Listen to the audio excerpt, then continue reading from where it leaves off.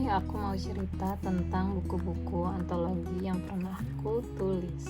Ada 13 buku antologi yang kali ini mau aku ceritakan latar belakang penulisannya dan mungkin sedikit tentang isi tulisannya.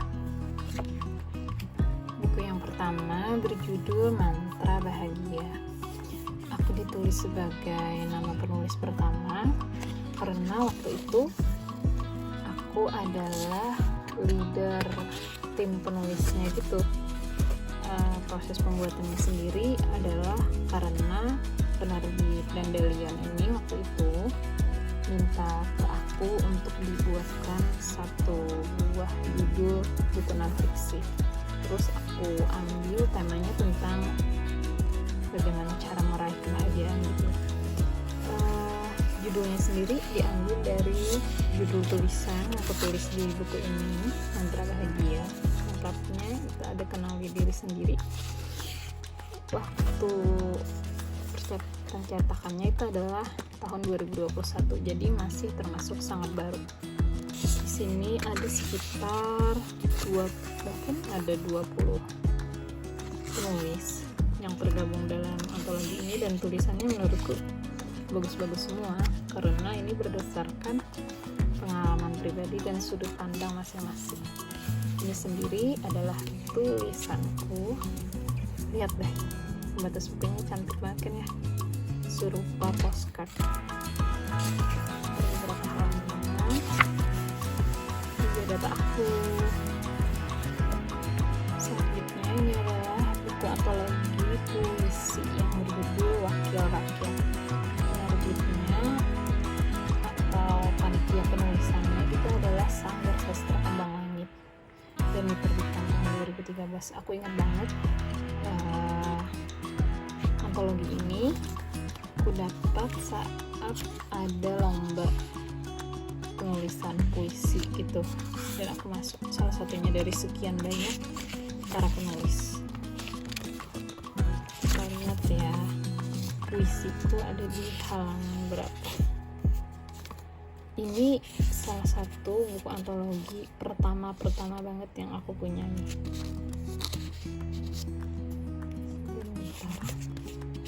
Nih, ada 3 puisiku yang ada di sini. Berjudul Gurindam Rakyat, Jika Aku Dirimu, dan Senandung Tikus. Kita lihat ya, halaman 85.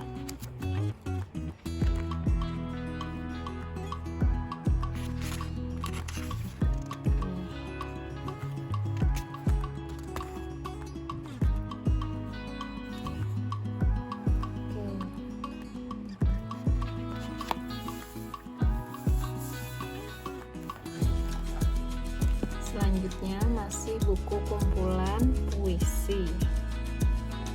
Kali ini temanya adalah tentang pahlawan. Dan ini lebih lama lagi daripada antologi Wakil Rakyat tadi, yaitu tahun 2011. Judul kumpulan puisinya adalah Kutukan Negeri Rantau. Aku akuin sih, puisinya bagus banget yang menjadi pemenangnya. Puisiku sendiri itu berjudul Siapa Kamu, dan aku lupa di halaman berapa ya. Milikku ini yang juara pertama. Aku bacakan sedikit ya. Aku adalah Hawa yang terkubur di tanah rantau. Pohon-pohon di ladangku berdaun berlian. Di kolongnya lumbung harta karun membelatu. Namun karena kepolosanku menggaring pasir, debu subur di kelambuku tak mampu kuakan. Aku terusir dari ranjangku sendiri. Ternyata aku bikin batasan. Aku aja yang lupa. Nih, puisiku pendek.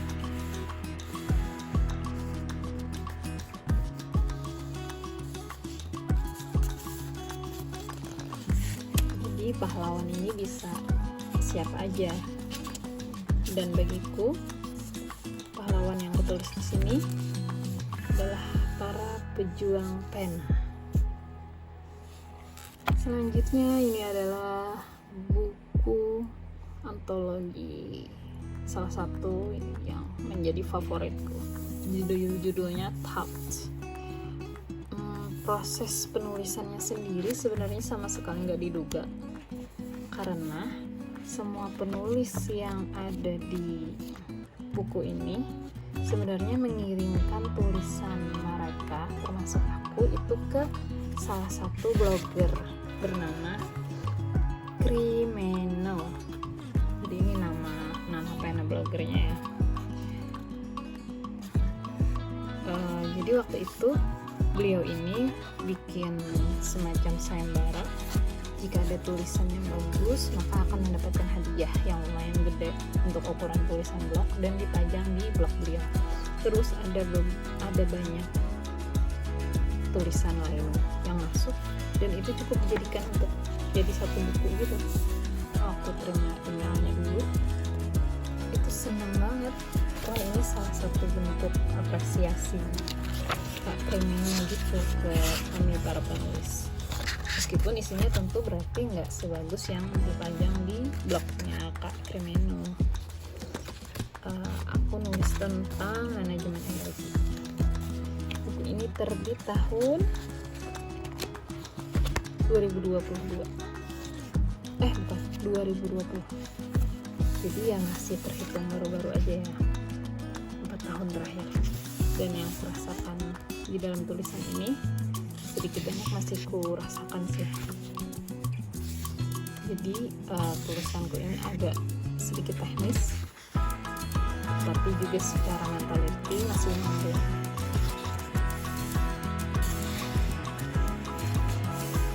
Lumayan panjang. Berbagai manajemen dibahas di sini dari sudut pandang pribadi.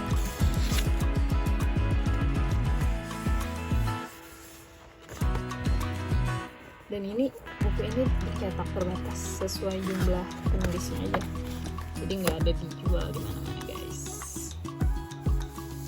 Keren gak sih? Buku selanjutnya berjudul Banjar Female Blogger Stories. Ini adalah buku antologiku bersama teman-teman dari komunitas Female Blogger of Banjarmasin.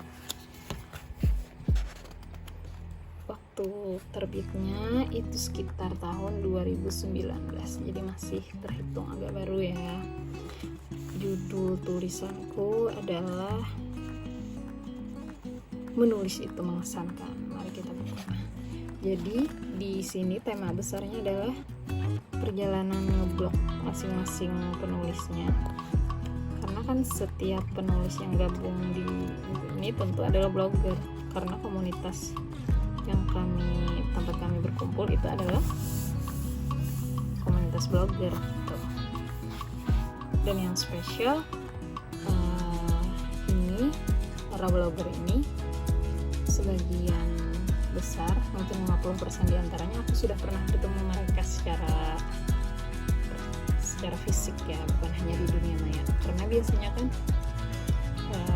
aku gabung itu dengan para penulis yang ada di Pulau Jawa, satu Indonesia gitu, dan jarang yang ketemuan meet up kopi darat secara fisik. Biasanya hanya kenalan di dunia maya. Jadi judul tulisanku itu ada satu, pekerjaan impian. Padahal waktu itu aku belum kerja di tempatku yang sekarang loh. Tahun berapa sih ini tadi? Tahun 2019. Sekarang aku kerja di tempat yang sangat mengakomodir jiwa kepenulisanku. Dan itu kayak yang impian menjadi kenyataan gitu loh. Waktu aku menulis ini, aku masih kerja sebagai analis laboratorium sesuai bidang jurusan biologi. Terus aku bercerita tentang fashion menulis yang tersembunyi dari aku waktu kecil. Terus aku pun menemukan jalannya, salah satunya adalah dengan cara ngeblok.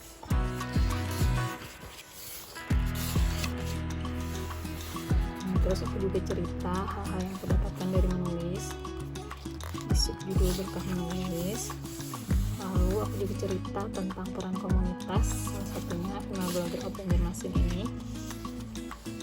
Terus sebagai penutup aku bikin semacam renungan, menulislah di mana saja berada, dan gak ada yang buruk atau jelek dari sebuah proses menulis.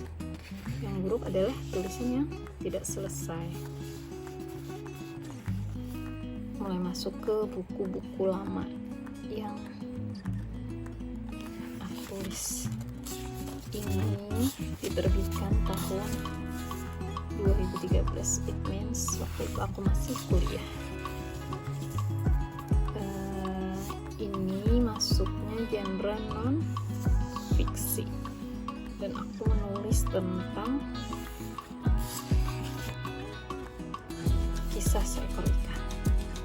Sebenarnya ide tulisanku ini bukan pure dari aku, tapi aku pernah dengar ceritanya sekilas entah di mana, tapi kemudian ku kembangkan sesuai case-ku sebagai manusia pada saat itu yang berusia sekitar 20 tahunan sekian waktu itu karena masih kuliah.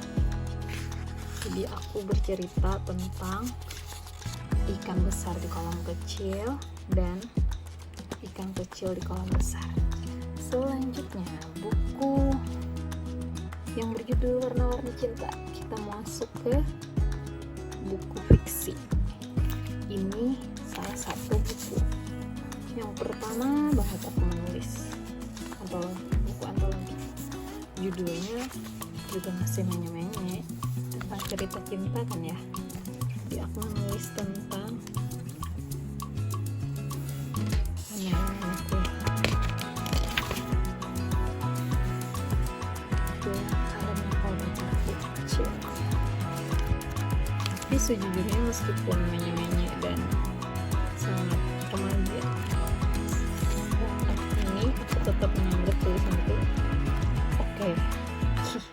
Yang mana itu jarang, biasanya aku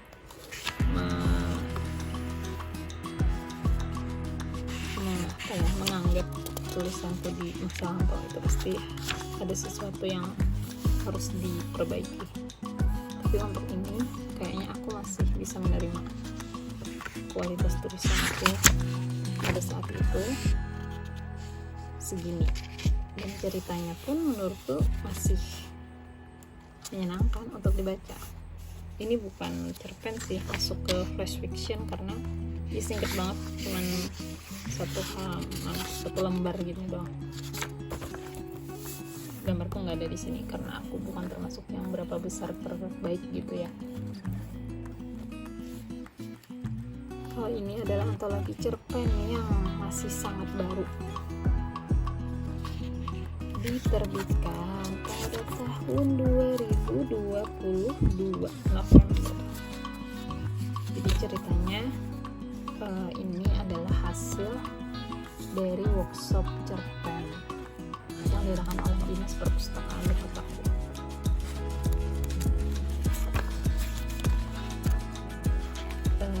Tema umumnya adalah tentang budaya di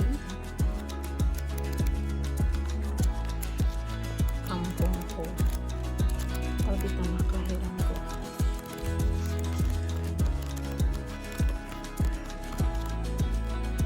Mari kita lihat judulnya.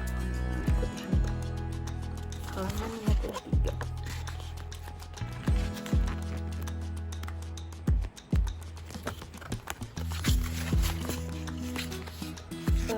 Sebenarnya ada beberapa hal yang kurang aku sukai dari editing di tulisanku di sini, karena seperti ini angka 2-nya nggak ditaruh di atas seperti yang di bagian sini. Ini kan sebenarnya penunjuk untuk catatan kaki ya.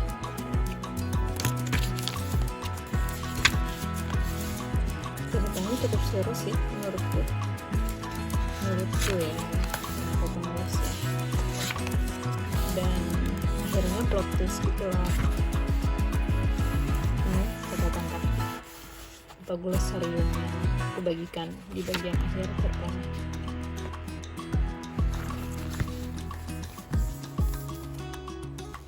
Tema utamanya menata budaya dan sejarah melalui kisah. Selanjutnya kita masuk ke buku Surat Berbahaya. Flashback buku ini sebenarnya diterbitkan juga sama sekali tidak diniatkan untuk menjadi buku, tetapi ini adalah kumpulan tulisan para penulis yang pernah diterbitkan ke dalam media massa dulu pada tahun 2012 saat buku ini cetak pertama kali. Itu media sosial atau media online itu belum terlalu banyak, dan media massa itu masih merajai publikasi cerpen dan tulisan-tulisan jenis lainnya. Ini cerpenku dengan judul Saat Tuhan Menyebutku. Ilham penulisan cerpen ini sebenarnya dari kasus seorang teman kuliah. Gitu aja cluenya. Syarat pesan dan amanat yang cukup berat. Mungkin itu yang membuat para redaktur di media massa yang cukup terkenal di provinsiku tertarik untuk menerbitkannya di koran. Thank you Pak Eri, beliau yang pelopori penerbitan buku ini.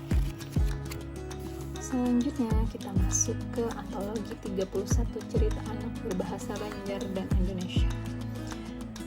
Buku ini sebenarnya adalah proyek dari Balai Bahasa Provinsi Kalimantan Selatan. Jadi mereka mengadakan bimtek itu sekitar 3 hari pada seluruh penulis yang ada di kabupatenku. Lalu mereka menugaskan setiap peserta untuk membuat cerpen dalam 2 bahasa Indonesia dan bahasa Banjar. Mari kita lihat cerpenku yang berjudul Mitos Banjir Barabai. Lagi-lagi ini temanya adalah tentang kearifan lokal atau budaya yang ada di kabupatenku. 120. Sebenarnya sama seperti buku yang tadi, karena sepertinya penerbit dan editornya pun masih sama. Aku juga agak kurang puas dengan hasil editingnya, entah karena faktor software Word di laptopku yang emang beda dengan kebanyakan milik orang lain, atau emang kurang teliti aja editornya gitu. Ada beberapa hal secara penulisan di sini yang agak aku kurang suka. Tapi secara umum oke sih. Apa ya, di proyek buku ini kita masing-masing disuruh menggambar bebas aja sesuai dengan tema cerpen yang akan kita tulis. Tapi gambar tersebut kemudian disempurnakan atau digambar oleh seorang pelukis yang sangat berbakat, dan beginilah hasilnya. Padahal asli gambarku nggak sebegini bagusnya kan. Cerita ini sendiri sebenarnya diilhami dengan beredarnya berbagai macam mitos yang berseliweran saat banjir bandang di Kota Barabai pada tahun 2021 bulan Januari. Salah satunya kemasukan ke sini dalam bentuk cerpen. Ini adalah adalah salah satu buku antologi paling berkesan versiku, karena ini adalah hasil dari kelas cerpen gitu. Mentor kelas cerpennya ada 3 mereka ini, dan aku ingat banget kelas cerpennya itu melalui WA dan langsung seangkatan dari tahun 2020. Dan yang lolos di buku ini adalah mereka yang benar-benar terpilih gitu, 20 penulis terbaik kelas PDF. Seneng banget. Tulisanku sendiri masih bertema cinta antar pasangan. Sebenarnya Solak ini bermakna tentang cinta yang universal, maksudnya bukan hanya tentang pasangan tetapi juga tentang antar manusia yang lain gitu. Mari kita lihat cerpenku, judulnya Bunga-bunga Latte. Aku suka banget cerpen ini biodataku.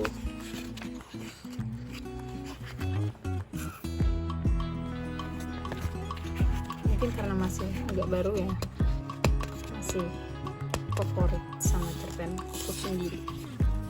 Narsis nggak sih?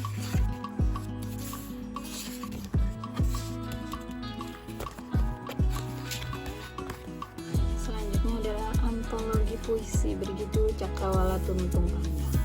Jadi ini adalah antologi puisi pada perhelatan Karya Sastra Kalimantan Selatan tahun yang ke-19 di Tanah Laut tahun 2022.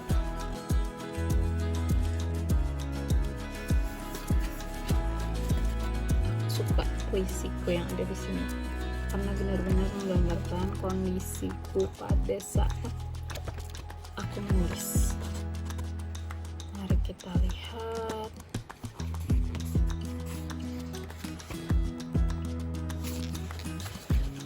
Puisiku ada di halaman yang aku beri tanda ini harusnya. Judulnya Melawan Gravitasi.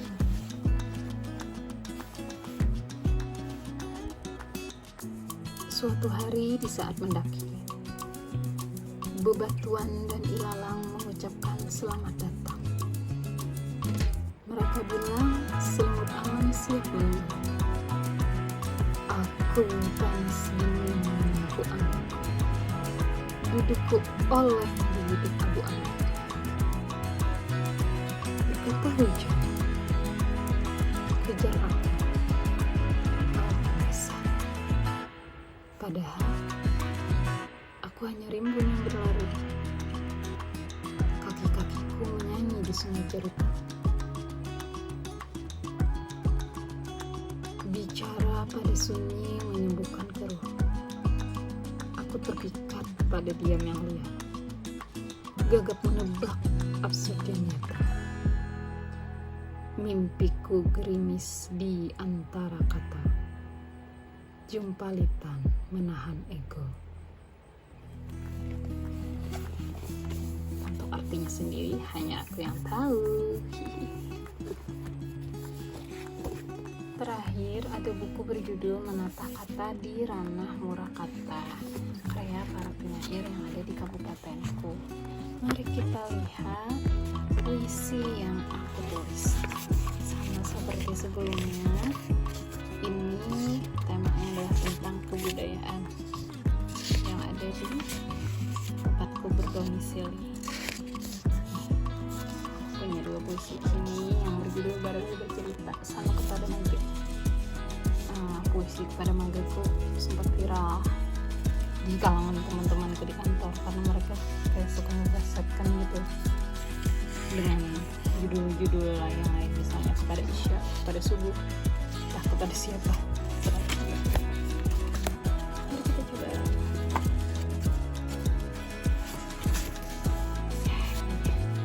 Ini puisi yang pertama, Baru Bercerita, itu panjang. Terus yang kedua,